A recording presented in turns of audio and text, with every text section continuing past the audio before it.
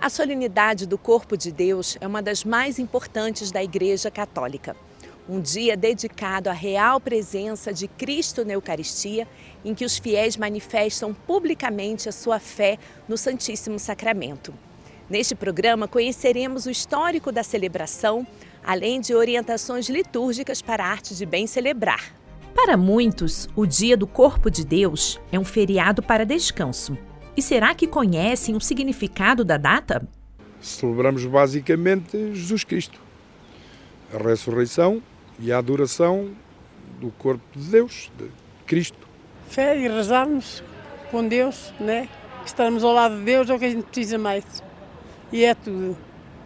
É a fé. Não sei. Não. Nenhuma ideia?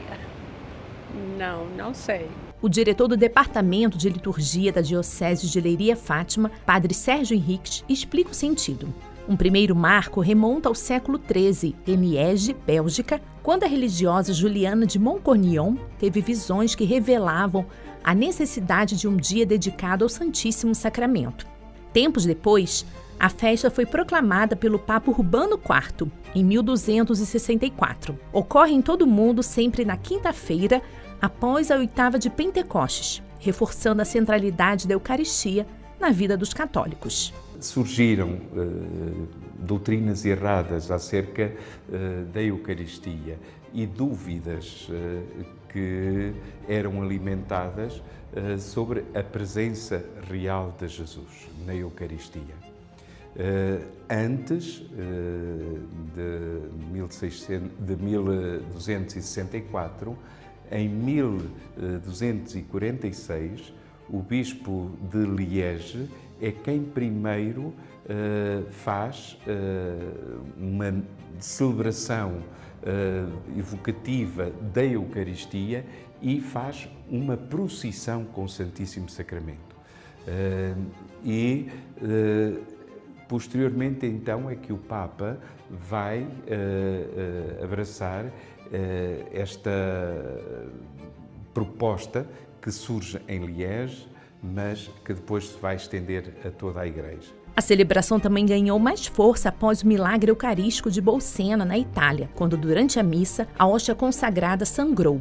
Nas primeiras épocas do cristianismo, os fiéis sempre tiveram uma experiência próxima da Eucaristia. Contudo, foi preciso promover uma maior vivência com o Santíssimo Sacramento. Nos primeiros séculos e até ao século X, XI, não havia a necessidade desta manifestação pública na Eucaristia, porque era um facto e era um dado assumido.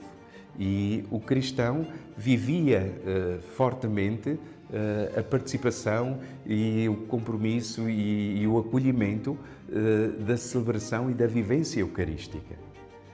Depois, a partir do século IX, X, é que se registra, de facto, um certo afastamento da Eucaristia e começa a surgir até no rito da celebração a elevação, porque houve um distanciamento do cristão, do fiel, em relação à Eucaristia. A Eucaristia era quase única e simplesmente coisa de religiosos.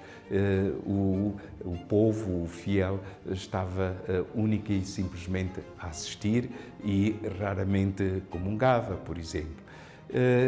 E então, nesse sentido de aproximar, de querer colocar um encontro entre a presença viva e real de Jesus no seu corpo e no seu sangue e o fiel, então o Papa Urbano IV, de facto, institui em 1264 a solenidade do Santíssimo Corpo e Sangue de Cristo.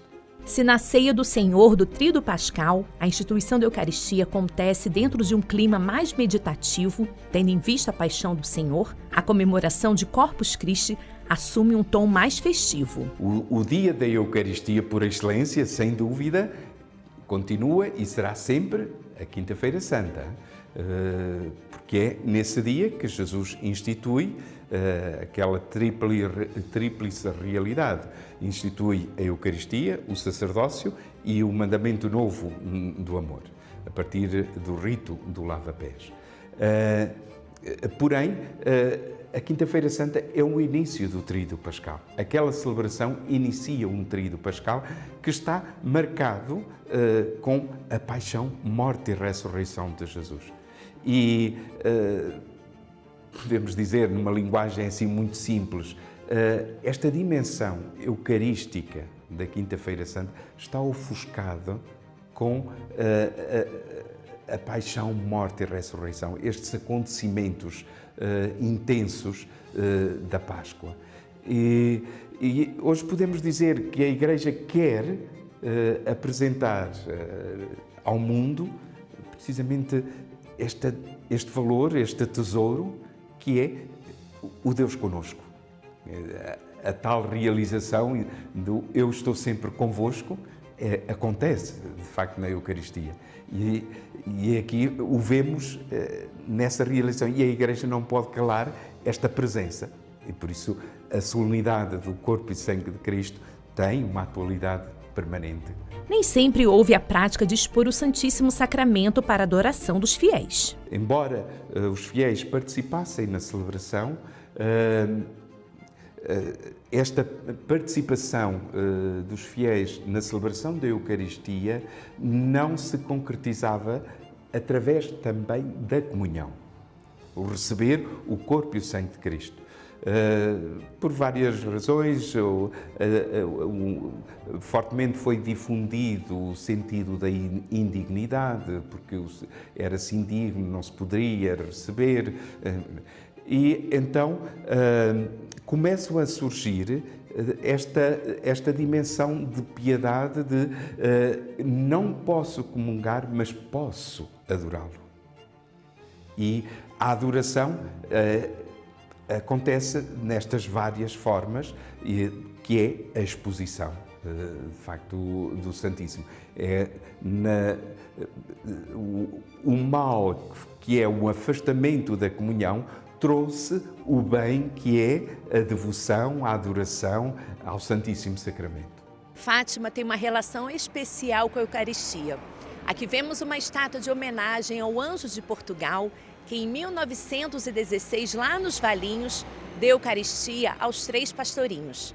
Na cidade, há alguns locais de adoração permanente, como o Santuário de Fátima e a Obra dos Santos Anjos. Em Portugal, a devoção à Eucaristia é marcada ainda pela adoração perpétua em outros santuários, como o de Cristo Rei em Setúbal e o do Santíssimo Milagre em Santarém. Corriam os anos 1200, quando em Santarém vivia uma pobre mulher. Seu marido muito a maltratava e cometia adultério. Ela acabou por pedir socorro a uma bruxa, que prometeu-lhe uma solução supostamente eficaz, mas necessitaria de uma hóstia consagrada. Depois de hesitar, a mulher foi à igreja de Santo Estevão, recebeu a sagrada partícula, guardou-a e foi à casa da feiticeira. Sem que notasse, do véu começou a escorrer sangue. Já em alta noite, ela e o marido acordam e vêem toda a casa resplandecente. Da arca, onde guardara a hóstia, saíam raios de luz. Após saber do ato pecaminoso da esposa, de joelhos, passaram o resto da noite em adoração. Depois do acontecimento, a sagrada partícula foi então levada em procissão para a igreja de Santo Estevão, onde ficou conservada dentro de uma espécie de custódia de cera. Anos mais tarde, em 1340, ao abrir-se o sacrário para a adoração dos fiéis, a cera estava em pedaços e a hóstia santa encerrada dentro de uma âmbula de cristal miraculosamente aparecida. A pequena âmbula foi colocada numa custódia de prata dourada, onde ainda hoje se encontra. O relicário com sangue vivo foi analisado em 1996 por 3 cientistas ateístas, a pedido do então Papa João Paulo II. Os pesquisadores atestaram que o sangue tem o mesmo ADN do Santo Sudário e do Milagre de Lanciano, na Itália. O sangue muda de cor e volume tanto no inverno como no verão.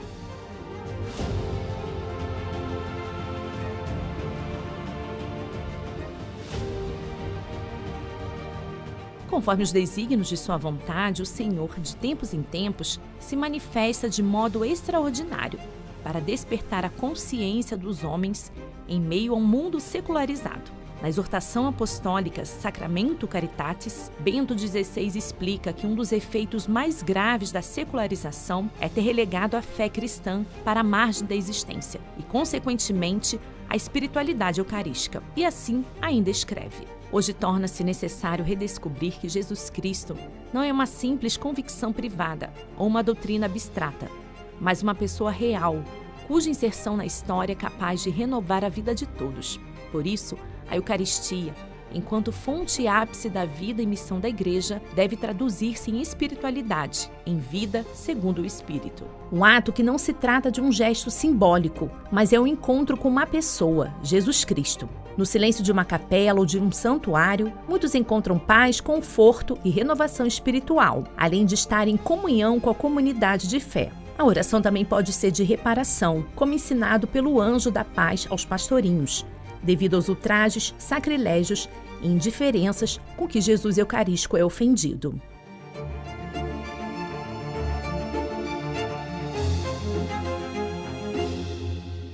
Numa recente nota pastoral denominada A Liturgia Viva da Igreja, a Conferência Episcopal Portuguesa, além de dar algumas orientações, ressaltou que é necessário haver uma liturgia séria, simples, bela, capaz de comunicar a experiência do mistério e, ao mesmo tempo, narrar a aliança perene de Deus com seu povo. A adoração permanente diante de Jesus, a Eucaristia, é força viva da Igreja.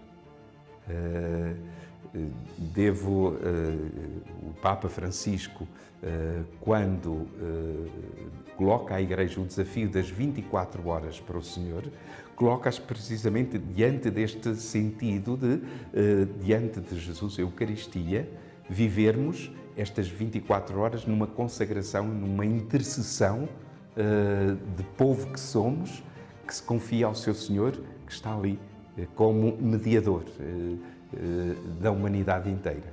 E a força da Igreja, a força viva da Igreja está, e a realização da missão da Igreja está dependente desta oração ao seu Senhor e desta oração a Jesus presente em onde o contemplamos, olhos nos olhos, face a face, como o nosso Francisco, claro, o nosso Santo Francisco Marte dizia, escondido, mas está lá.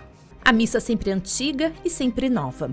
É fonte decisiva da fé da Igreja. Com a publicação da Carta Apostólica dada em forma de motu próprio, em 2021, o Papa Francisco visou prosseguir na constante busca da comunhão eclesial e sublinhar a autoridade do bispo diocesano em regular as celebrações litúrgicas na sua igreja particular, incluindo a ele a competência de autorizar o uso do missal de 1962 na própria diocese, seguindo as orientações da Santa Sé. O texto ainda destaca os gestos corporais como sinal de unidade dos membros da comunidade cristã. Assim, os fiéis deverão ter os seguintes gestos e atitudes durante a missa, que por motivos justificáveis poderão ser suspensas. De pé, desde o canto de entrada até a oração de coleta incluída. Sentados durante a primeira e segunda leitura e o salmo responsorial. De pé, desde a aclamação ao Evangelho até o final de sua proclamação. Sentados durante a homilia e o breve silêncio que se lhe seguir. De pé, desde o início da profissão de fé até a conclusão da oração universal. Sentados durante a apresentação e preparação dos dons, pondo-se de pé para a incensação da Assembleia. De pé, desde a oração sobre as oblatas até a epiclese sobre os dons, isto é, o gesto da imposição das mãos pelo sacerdote. De joelhos, se possível, desde o início da epiclese que antecede a narração da instituição até o final da ostentação do cálice. De pé, desde a aclamação mistério da fé até a comunhão da Assembleia, inclusive. Sentados, se for oportuno, após a comunhão da Assembleia, durante o tempo de silêncio. E, por fim, de pé desde a oração após a comunhão até o final da missa. A Conferência Episcopal aprovou, de facto, uma nota pastoral sobre a liturgia e, concretamente, a dimensão da celebração da Eucaristia, onde coloca esta necessidade permanente e continuada o povo de Deus e o povo de Deus na sua globalidade, desde sacerdotes, bispos e fiéis, de trabalharem a formação litúrgica. E o que é a formação litúrgica? É assumir a consciência e a valorização, quer intelectual, quer interior, da participação. Diz o documento precisamente que a participação é a expressão da formação na liturgia. Esta participação, o Concílio Vaticano II, na Sacrosanctum Concilium, leva e define a participação como consciente, plena, ativa, frutuosa. E para que isto aconteça, estas notas da participação, de facto é necessário que haja um estudo, haja a valorização, haja um conhecimento, haja a interpretação, haja o saber, e é nessa linha que vai depois acontecer o ars celebrandi, que é a arte de celebrar. Mas a arte de celebrar não é o no altar cumprirem-se as rúbricas, as inclinações, não. A arte celebrandi, ou a arte de celebrar, é toda a dimensão celebrativa na palavra, nos gestos, no canto, na dimensão até da própria indumentária do sacerdote, os paramentos, as cores, a dimensão própria da harmonia do altar, do ambão, da presidência, a própria colocação das imagens. É todo o conjunto que me coloca em celebração e que me faz viver a celebração na sua beleza, a beleza da celebração. A arte celebrandi deve conduzir precisamente a esta beleza ou um encanto, aquilo que o Papa Francisco chamava de o espanto ou o assombro perante a liturgia e perante Deus. A pandemia trouxe consigo um aumento significativo de transmissões de missas e adoração online, permitindo que fiéis de qualquer lugar do mundo pudessem estar conectados em oração. A tecnologia pode ser uma aliada, levando a presença de Jesus Eucarístico para além das capelas físicas. Sobretudo, aquelas pessoas que estão em lares, hospitais e com dificuldades de acesso a uma igreja. Quem está privado, porque está de cama, porque está doente, porque não pode sair de casa, porque a idade, o peso da idade não favorece, não pode, então esse encontro através dos meios de comunicação, através da internet, através da televisão, podem de facto realizar esta comunhão. Quando a transmissão é feita na exposição, quer na dimensão celebrativa também. Aliás, todos nós recordamos o tempo da pandemia, onde se favoreceu, de facto, esta transmissão. E era, de facto, um encontro. Não é o encontro celebrativo de participação, mas é um encontro, eu diria, celebrativo de contemplação.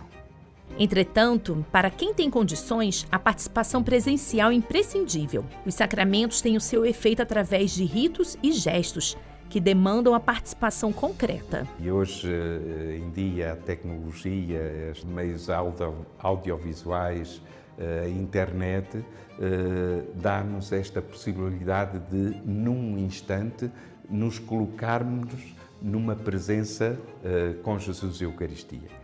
É claro que não é aquela presença como se eu estivesse na minha igreja ou na minha capela, diante do sacrário ou diante de Jesus exposto. Não é. E se eu tenho forças, capacidades, tempos para o realizar, tenho que o realizar. Tenho que ir ao encontro de Jesus, que espera por mim, para estarmos num encontro pessoal, neste tu a tu, ou num encontro com um nós, que é a comunidade e Jesus. Toda a celebração, toda a dimensão celebrativa da Igreja exige a presença efetiva na celebração. Claro que o elevar o espírito, a mente e o coração para Deus, posso-o fazer de várias formas, através do meio audiovisual ou outro, pode acontecer. Agora, a dimensão celebrativa, o celebrar efetivamente, exige que eu esteja lá, na celebração. Celebrar a solenidade de corpo de Deus é renovar a certeza da presença do Emanuel, o Deus conosco, de forma concreta, nas espécies do pão e do vinho. Conforme consta na sequência escrita por São Tomás de Aquino e recitada no dia da solenidade, eis o pão que os anjos comem, transformado em pão do homem. Aos imortais dando comida, dás também o pão da vida, que a família assim nutrida seja um dia reunida lá no céu.